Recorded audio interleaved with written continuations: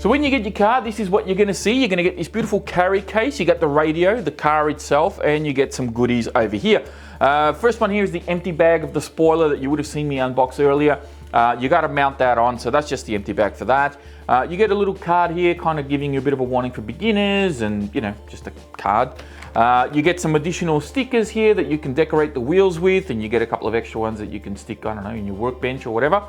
And then you get a bag of goodies with some spares. So there's some arms, some hardware in here, some tools, spare body pins, the USB chargers in there for your battery. You got a foam bumper in there as well. And of course on the back you can see the manual is there for you as well. And then you get this beautiful little postcard, which I haven't received with any of the other RLAARLO cars before, but this is really cool. Although the print here didn't work out too well, because they've got this writing that goes onto the black, and I can't tell what that word is there. I've tried to, I think it's bio, I don't know, not your little bomb or something, I don't know. So I don't know what that actually says. And then on the back here, you've got, you know, get a RLAARLO RC toy car for your kid, enjoy game time together. It should be playtime, not game time, but okay. Translation hasn't worked too well there. You get some information regarding some of the other cars on the range. And then over here, there's actually a really interesting piece of information. So they're the cars there. You can see the AM-X12B is the one I've got, and then there's the AM-X12T, which is the other color. And then they've got this bit of information here, and you guys can probably pause the video and read that at your own time. But I'll just read this bottom paragraph here, because this is actually really interesting. In the near future, RLAARLO will continue to enrich our RC product line, launching large-scale hobby-grade RC cars, remote control boats and planes, making RC cars more accessible and affordable for everyone. Now, this I'm really excited about, because as you guys know, I do have a couple of boats. I'm not big on boats, but you know, if they're going to bring some out, I'm happy to test them. But the planes has really pricked up my ears, because as you may know, I'm big on planes. I have a fleet of about 45 or 50 aircraft at the moment. I love flying, and if RLAARLO ever decide to bring out some planes, yeah, I'm hoping to have a chance to review some of those here on the channel.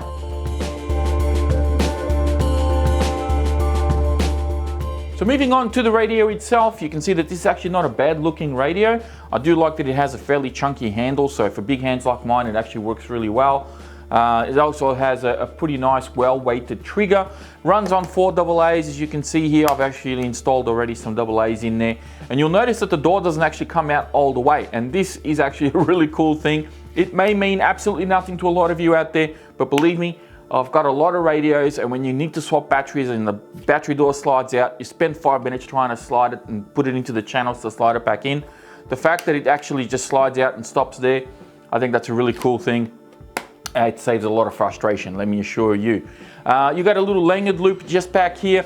The wheel doesn't feel too bad, but you know, it could have probably been foam, but it's not the worst thing. I do like that it's angled a little bit though, so you'll see there that it's not parallel to the actual radio. It's got a bit of an angle, similar to those Kyosho remotes that I've shown off on the channel before. No collapsible antennas or anything like that. You've got a 3rd and 4th channel over here, those 2 little buttons, which I don't believe are in use. Your on and off button is back here, and if you press it, it actually makes a little sound, gives you a little LED indicator of how much battery you have, and then press and hold, and it switches off. Behind this little flipper door here, we have our steering trim, throttle trim, steering dual rate, throttle dual rate, and we also have some dip switches here, which I believe are so you could you know, alternate the switches if you got more than one of these cars running together and you don't you know, have interference with your radio. So this is a very basic radio, and it allows you to sort of change the coding, I guess, or the signal. Now the throttle dual rate though is kind of interesting, because I've had a little bit of a play around with this, and what I found was if you have the throttle dual rate all the way to max, the trigger works as per normal. So you have just a very tiny little bit of deadband, and then as soon as you put enough pressure on the trigger, you get the car moving, and you have full throttle range on the movement of the trigger. Now, when you turn the throttle dual rate down, so you're actually capping the top speed of the car, you don't have the full throttle range anymore. You have to press it further in to engage the car and get it to move. So your throttle range goes from being, you know, that full motion to only being this sort of motion, right? From 0 to full, but you're going much slower. Now, this may not matter a lot to a lot of you out there because, let's face it, most of us are probably going to run the car on max settings. But I just figured I'd point that out because it's a little quirk that the radio's got. And of course, now we're going to move on to the car itself. And of course, this looks very much like the Typhon 6S from Armour. There's no denying that. There's a lot of styling cues here. With the spoiler, you know, I think the V4 and V5 also have this type of spoiler. The design of the body is very much, you know, your Typhon design, but of course they've got a different color scheme. The red shocks is also a bit of a callback to the Armour cars. And I'll tell you what, suspension on this feels really nice. Probably a little light, but to be honest, you know, it's only a very tiny car, so probably doesn't need to be super heavy, to be honest with you. I think it'll work just fine. We've got some carbon fiber shock towers on the front here. They look to be about 3 millimeters thick, and same thing on the back just there. We have sway bars pre-installed on the front and rear of the car. So this does come with sway bars, which is a really nice touch. We've got a full carbon fiber chassis. Now, interesting about the carbon fiber chassis, it does have kick up both front and rear.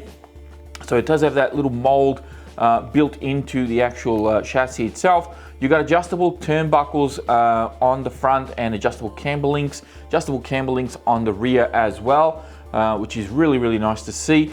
The shocks are threaded body and of course alloy. You got some nice thick shock shafts in there as well. There are provisions for droop screws on the A-arms, but I don't know if you can see there are no droop screws in there, so you'll need to provide those yourself. You don't have pillow bowl suspension, but you do have CVDs on the front here, which is a nice touch. Yeah, seems to be quite good. I like the A-arms on this. I think the A-arms are very much the same as the 16 scale or 18 scale that they had. No, 16 scale. And yeah, it just feels really, really nice. Tires actually don't feel too bad. I think I like this pattern more than the little purple one that I had. So these tires will actually grip really well on that gravel, I think, especially when it's a little bit dry. I don't mind the wheels, and of course, as you saw, you can decorate these with different stickers and so forth. There is a protective film on the body, which you can see here with the sticker, so you can still get a little bit more shine out of this body if you want to by removing that protective film. And that's essentially the body there. That's really all it is. So I don't mind that at all. So underneath, they've made a couple of significant changes, which I really like about this car. So as you saw, you get your 2S battery, that's included. I believe that this can also run on 3S, which is absolutely mental because I actually revved this up just on 2S, and these tires turn into pizza cutters pretty quickly. So this is geared pretty high, and I think it's going to work very, very well. It's a 2847 3200 kV motor, and it's paired up to this ESC over here, which I probably need to stick down a little bit better because it was coming off in the box, and it seems to, these wires are probably putting a bit of pressure on it and causing the ESC to come off.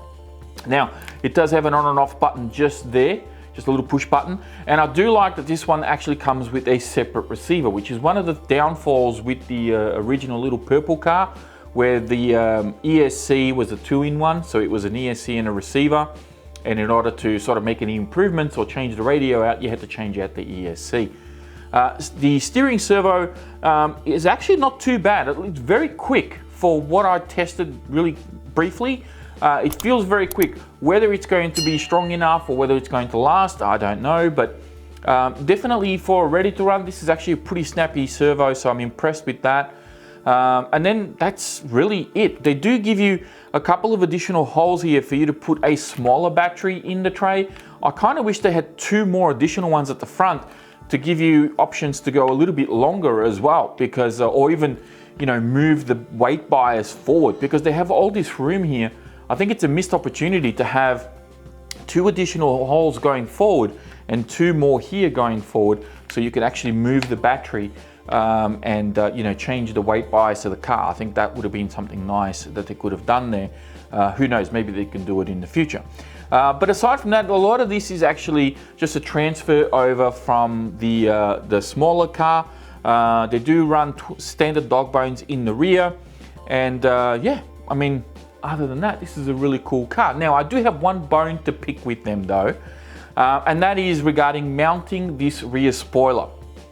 I've come across a bit of a problem mounting this spoiler, which you would think it would be pretty straightforward. There's only 4 screws you got to bolt on, but I think they sent out the wrong screws. These screws that they sent, and I don't know if you'll see here, these are the 2 screws up the top. These are countersunk screws, and the shock tower is not countersunk. Also, the screws are lined up perfectly to those body posts. So in order for you to mount them in, you got to remove this little screw in the center here.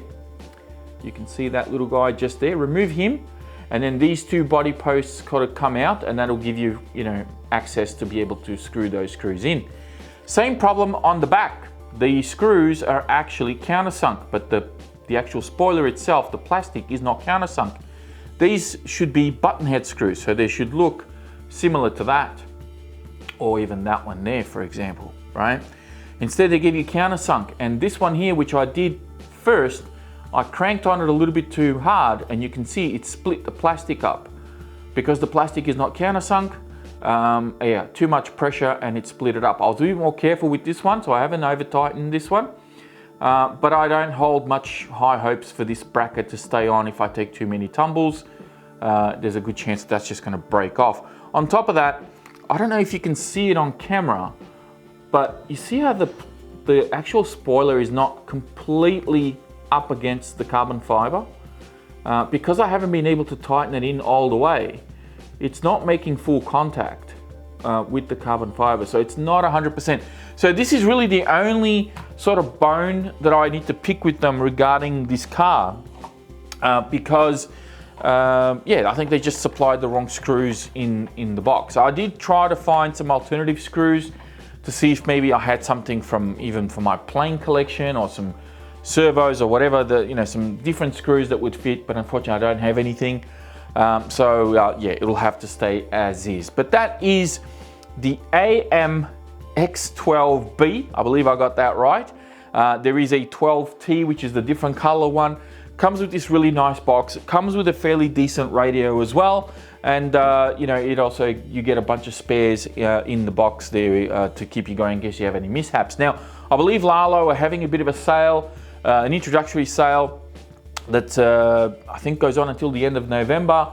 Unfortunately, I couldn't get the car any earlier, and I couldn't put this video out any earlier, but if you are watching this within the time frame, go check out their website. I'll have a link in the video description, and you can snap up one of these at a special price and check them out. They're actually trying very hard to get out there in the RC world. I think they're doing a really good job. They've been listening to some feedback because the shock towers have improved. They're looking at getting into bigger cars, maybe even some boats or planes in the future, which I'm really looking forward to. So yeah, be sure to check them out.